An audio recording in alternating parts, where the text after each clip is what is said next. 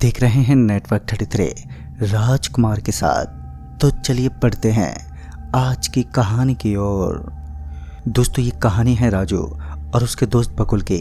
दोनों काफ़ी अच्छे और करीबी दोस्त थे, लेकिन जब दोनों अपनी पूरी पढ़ाई ख़त्म करके अपने गांव लौटे तो उन्हें गांव के बाहर चौराहे पर कुछ अजीब सा दिखा। दरअसल उनके घर से करीब 100 मीटर आगे एक लंबी और विशाल सी हवेली थी। उस हवेली को खाली हुए आज काफ़ी साल हो चुके थे। लोग उस हवेली में जाने से कतराते हैं। कुछ लोगों की ख्वाहिश इस हवेली में जाने के बाद पूरी हो गई। कुछ लोगों ने ये दावा किया था कि जो उस हवेली के अंदर जाता है वो अपनी आंखों की रोशनी गंवा देता है। इतना ही नहीं, बल्कि वो इंसान को अधमरा कर देता है, जिस वजह से इंसान अपनी इसी ज़िंदगी में उस चौरसे में जाने का दंड भुगत लेता है। बकुल और राजू का कोई मत नहीं था कि वो उस भयानक सी दिखने वाली हवेली में अपने कदम पटक सकें। उन्होंने कभी भी इस बारे में नहीं सोचा कि वो उस हवेली में जाए, लेकिन जब तकदीर खुद उन्हें सीढ़ियों तक लेकर जाए तब किसी का बस नहीं होता कि वो खुद को रोक सके। कुछ ऐसा ही हुआ उन दोनों के साथ। तो आइए जानते इस डरावनी घटना को एक नज़रिए से, जो अच्छों की रूह कपकपा दे। चमकीली रात की चमकीली रोशनी आज गांव के भीतर एक अलग ही उजाला दिखा रही थी। तकरीबन 2 महीने छुट्टी पर आए राजू और उसके दोस्त बकुल के बीच कुछ बातें चल रही थी। तभी बकुल के जेब में रखा हुआ मोबाइल थर थर कांपने लगा। दरअसल किसी की चाहत ने उसे एकदम से राजी सा कर दिया। उसने फ़ोन उठाया तो दिव्या उसकी गर्लफ्रेंड थी। राजू लगातार उसका मुंह ताकता रहा और राजू को इस तरह अकेलेपन में देख बकुल ने फ़ोन काट दिया और उससे बातचीत करने लगा। तभी उन्हें गांव के पीपल के पेड़ के नीचे कोई दिखाई दिया। यह चीज़ इतनी अप्रतिम थी कि बस कुछ ही पल में वहां से गायब हो गई। इस चीज़ को गायब होता देख दोनों दोस्तों की आंखें चमकने लगी। रात इतनी अंधेरी भी नहीं थी कि उन्हें वो चीज़ ठीक से दिखाई ना दे, क्योंकि चांद की पूरी रोशनी गांव के कोने कोने में फैली हुई थी। फिर उन्हें एक आदमी गांव के अंदर से गुजरता हुआ दिखा। उस आदमी को देखते ही बकुल और राजू उसके पीछे पीछे चल पड़े। दोनों दोस्त उसके पीछे चल ही रहे थे कि अचानक ही किसी ने उन्हें पीछे से आवाज़ देते पुकारा। जब दोनों पीछे मुड़े तो उन्हें एक बार फिर जोर का सदमा लगा, क्योंकि वहाँ पर कोई नहीं था और आज उन दोनों दोस्तों को गांव में आए तकरीबन 2 दिन ही बीते थे। बकुल ने राजू से कहा, भाई मुझे ठीक नहीं लग रहा है, अब हमें यहाँ से निकलना चाहिए। लेकिन राजू मानने को तैयार ही नहीं था। उसने कहा, हमें उस आदमी के पीछे चलना चाहिए, क्या पता वो कोई चोर या डाकू हो और उस चोर या फिर डाकू से गांव के लोगों को कोई ना कोई परेशानी झेलनी पड़ सकती है, अतः हमें उसके पीछे चलना ही चाहिए। यही सब सोचते हुए दोनों उसके पीछे पीछे चल दिए। काफ़ी देर तक दोनों दोस्त उसका पीछा करते रहे, लेकिन फिर थोड़ी ही देर के बाद उन्होंने कुछ ऐसा नज़ारा देखा जिसे देखकर उनकी रूह कांप गई। उन्होंने देखा कि वो आदमी तो वहाँ पर था ही नहीं, लेकिन सिर्फ एक पल पहले ही वो उनके आगे आगे चल रहा था। अचानक से उसका उन दोनों की आंखों से ओझल हो जाना कोई आम बात तो नहीं थी। कहीं ना कहीं वो कुछ अजीब था। दोनों दोस्त आपस में यूं ही बातचीत करने लगे कि वो गया तो गया कहाँ। उन्होंने काफ़ी जगह तलाश की, लेकिन इतने में ही उन्हें उस हवेली के अंदर कोई दाखिल होता हुआ दिखा। उस इंसान ने बिल्कुल उसी तरह के कपड़े पहन रखे थे जो कि कुछ समय पहले उनके आगे आगे चल रहा था। और उस आदमी को उस हवेली में दाखिल होता देख दोनों दोस्त उसके पीछे चल दिए। वो बंदा बिजली की रफ्तार की तरह एकदम आंखों से ओझल हो रहा था, लेकिन जब उन्होंने उस आदमी को इस हवेली के अंदर जाता देखा तो वो भी उसके पीछे चल दिए। वो बंदा बिजली की रफ्तार की तरह एक ऐसा नज़ारा जिसे देख डर भी डर के मारे कांप जाए। उन दोनों ने जैसे उस हवेली के पास अपने कदम रखे तो एक हवा का झोंका उनके आसपास मंडराने लगा। उस समय हवा का वेग बहुत ज़्यादा तेज था। इस तरह हवा को चलता देख उन दोनों को कुछ समझ तो नहीं आया, लेकिन उन्होंने इस चीज़ को ज़रा भी नोट नहीं किया कि हवा इतनी ज़ोरों से क्यों चल रही है। वो दोनों दोस्त उन बातों को भूल चुके थे जो गांव के लोगों ने उन्हें बताई थी कि उस हवेली के अंदर कुछ अजीब चीज़ें निवास करते हैं। वो तो किसी अनजान की तरह उस खौफ में प्रवेश कर गए। राजू जोर से चीख उठा।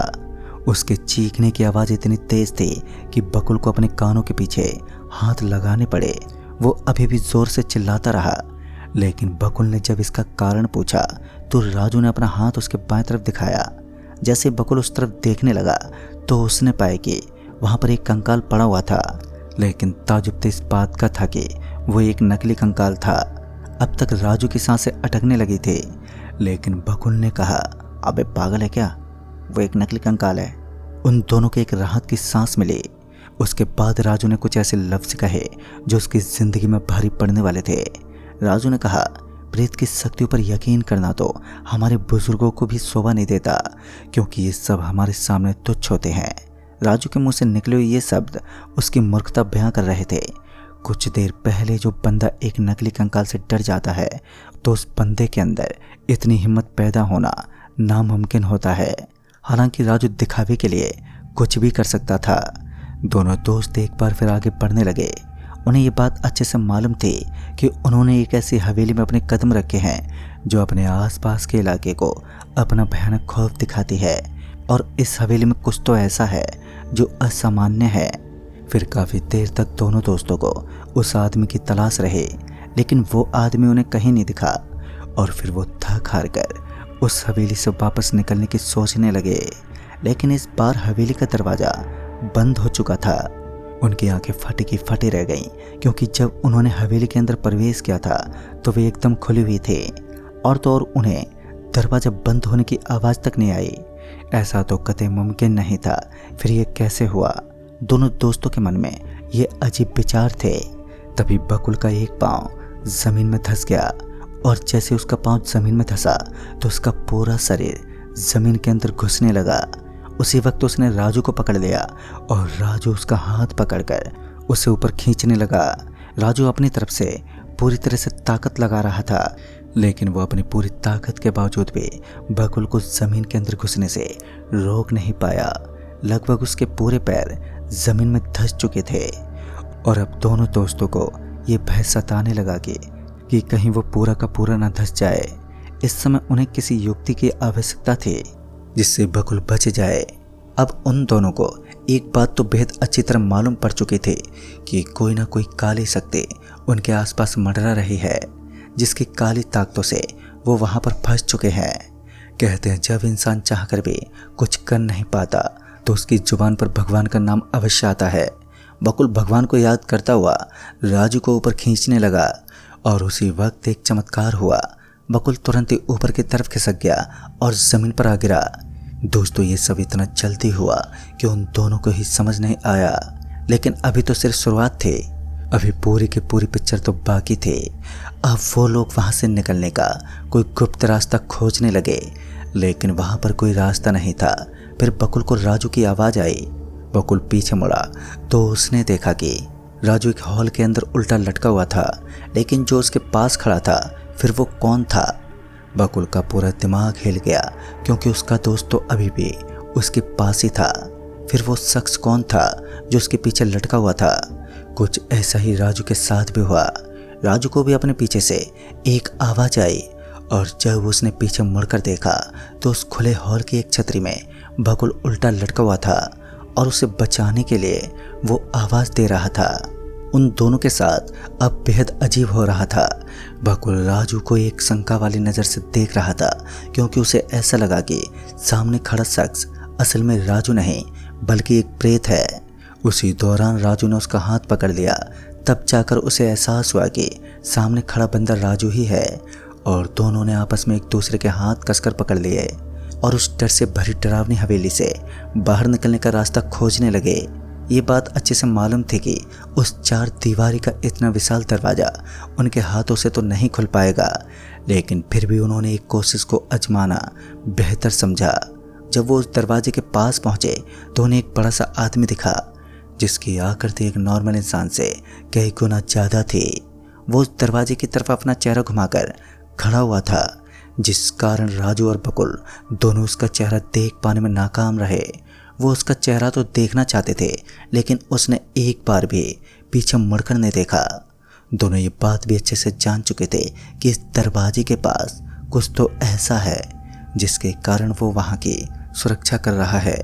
अभी तक तो उसने अपना चेहरा पीछे मुड़कर नहीं दिखाया, लेकिन जब वो पीछे मुड़ा तो उन दोनों के पैरों तले ज़मीन खिसक गई। उसका भयानक रूप इतना दहशत भरा था कि उन दोनों दोस्तों के मुंह से एक लफ्ज भी बाहर नहीं निकल पाया। वो उसका मुंह ताकते रहे और उसके विशाल विशाल दांत और बड़े बड़े पैर उन दोनों को कुचलना चाहते थे।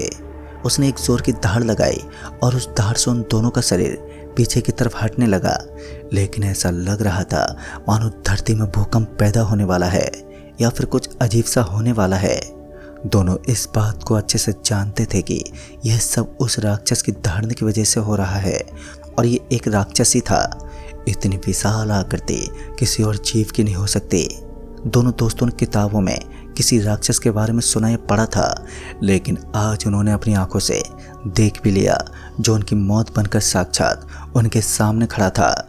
और जैसा कि लोगों के मुताबिक बताया जाता है कि उस हवेली में दखल देने के बाद इंसान जिंदा नहीं बचता। धीरे धीरे उसके बढ़ते हुए कदम उन दोनों को मौत की तरफ धकेल रहे थे। रात के तकरीबन 1:30 बजने को आए थे और अभी भी मौत उन दोनों के अगल बगल में घूम ही रही थी। इतने में ही उन्हें अपनी जिंदगी बचाने का एक खुफिया रास्ता दिखा। उन्होंने देखा कि उस हवेली के बाएं तरफ जो दीवार बनी हुई थी उसके अंदर से एक छोटी सी खिड़की थी और उस खिड़की के अंदर से एक इंसान का बाहर निकल पाना थोड़ा मुश्किल था। लेकिन जब इंसान अपनी मौत के आगे भागता है तो वो कुछ भी कर सकता है। दोनों दोस्त कठिनाइयों का सामना करते हुए उस खिड़की से बाहर निकल गए और वो गांव में पहुंच गए। उन्होंने उस बड़ी सी हवेली के अंदर कुछ ऐसे दृश्य देखे थे जो उनकी जिंदगी के लिए एक भय बन गए और आज वो भूलकर भी उस हवेली के सामने से बिल्कुल नहीं गुजरते। जब उन्होंने गांव वालों को बताया कि उस हवेली के अंदर एक राक्षस निवास करता है तो उन्हें डांट ही खानी पड़ी, क्योंकि उस दिन उन दोनों की मौत भी हो सकती थी। वो तो उनकी किस्मत अच्छी थी कि वो अपने दिमाग के बल पर ही जिंदा बच पाए। दोस्तों, उस हवेली के अंदर कुछ ऐसे रहस्य भी मौजूद हैं जो आज भी कई लोग नहीं जानते, या फिर यूँ कहें कि सिर्फ गिने चुने लोग ही जानते हैं।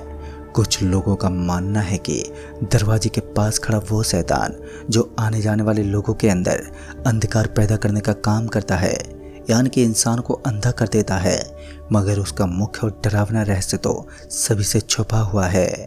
तो दोस्तों, इस कहानी में बस इतना ही। तब तक के लिए बाय एंड टेक केयर।